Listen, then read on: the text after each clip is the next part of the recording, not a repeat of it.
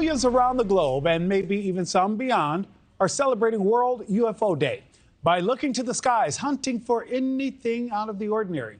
Well, July 2nd commemorates the anniversary of 1947 Roswell UFO crash. Later, the Army came back and declared the object that fell was actually a scientific balloon. Now, some 75 years later, the government still claims they have no evidence of non-human intelligence, but the government's decades of stonewalling on UFOs has started to shift since NewsNation's bombshell interview with UFO whistleblower David Grush.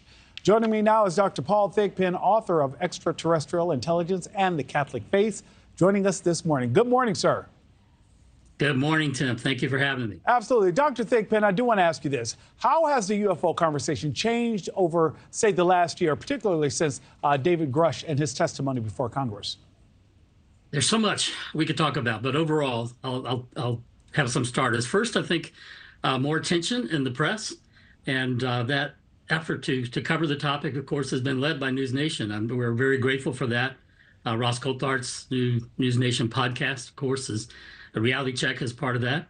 Unfortunately, the so-called legacy media, on the other hand, continue to avoid the topic. But publications like The Debrief, The Hill, Liberation Times are offering some first-class reporting. Numerous social media outlets are now focused on the topic and exploring a wide array of specific concerns and different viewpoints. We've had highly credentialed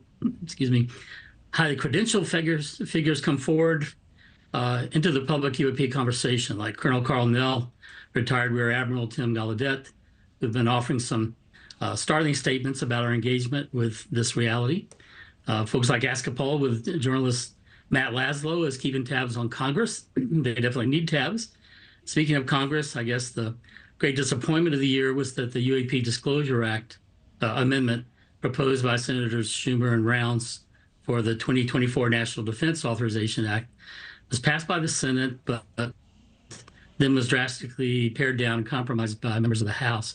But even so, there's a continuing push in Congress to seek transparency from the Department of Defense and the intelligence community, despite some pushback.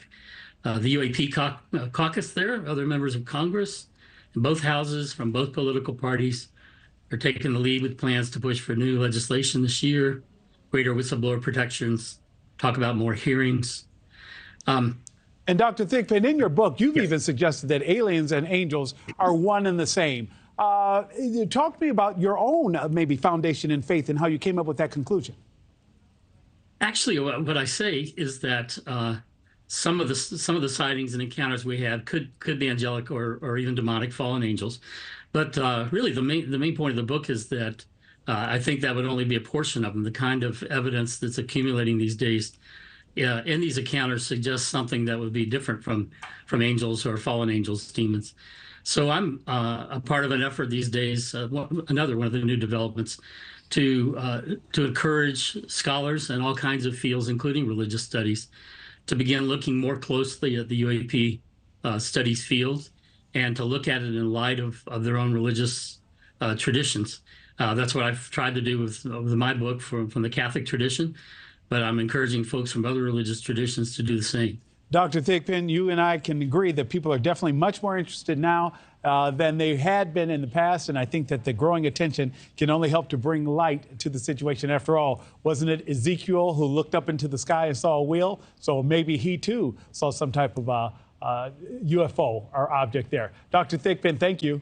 Thanks for watching, everybody. Go to joinnn.com to find NewsNation on your television provider. Also, don't forget to click that red subscribe button below to get more of NewsNation's fact-driven, unbiased coverage.